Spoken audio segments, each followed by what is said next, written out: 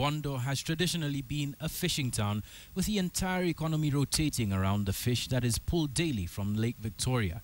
However, things are not looking very rosy. Fish yields have fallen to more than 90% in the last 5 years, leaving the entire region hanging in the balance. But now, fishermen in the region are exchanging their fishing nets for ploughs. And as Adelaide Changole tells us, the transition is bringing with it a new era of prosperity. It is a dark, cold morning, and a group of fishermen head into Lake Victoria to do what they have done for years. Hours later, the group returns, clutching a small bag. The bag has less than 10 fish. This has been another long and disappointing day as fish yields in the lake continue declining. At first, when we were protecting this area, we were getting up to 250 kilograms a day, but nowadays we can only get up to 20 or 25 kilograms a day. We have dwindling fish resources in the lake, and a huge number of fishermen all scrambling for the same scarce resource.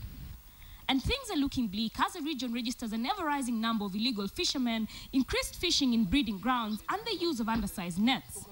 That means our life is growing from bad to worse, and it means that in the near future, we are going to have no fish in this part of Lake Victoria. Wanafanya kazi ya dagaa, lakini saa hii hakuna. Mimi nakaa tu nafanya tu kazi ya mandazi. As the fishermen leave the lake a dejected lot, pondering what will be of their primary source of livelihood.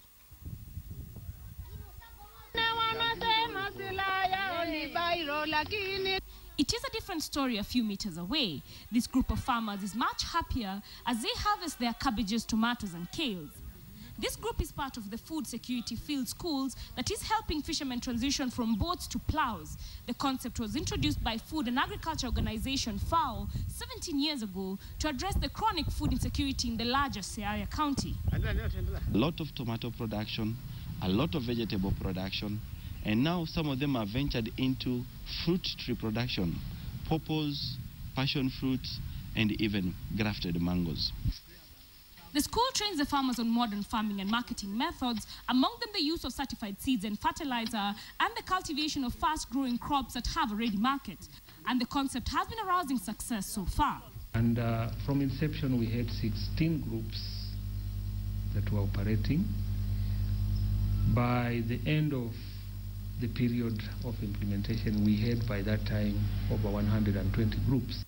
As more and more farmers are signed on to the program over the years, the region has not only stopped being a net importer of food, it has become a net exporter, with former poor fishermen now making a decent income from farming. We were introducing Farmer Fish School Bondo in 2002. Bondo was a net importer of each and every produce. If you go, anytime you go to that Bondo market, you will see tomatoes all from Bondo region. You will see watermelon all from Bondo region. You will see all the food you see there, majority of it is from within. But even as farming replaces fishing in Siaya, new challenges are emerging, among them poor rainfall patterns, diseases and pests, which are impacting on production. Bondo here, the rains sometimes are very unpredictable, very unreliable. The program has also been besieged by a shortage of field extension officers that are needed to ensure farmers adopt the right kind of farming practices.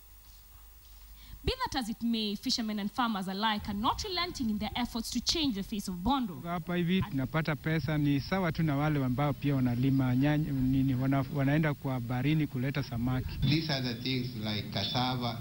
We never used to have cassava in this market. Cassava was from sweet potatoes were from outside, but now they are available and abundant. Adelaide Changole, KTN.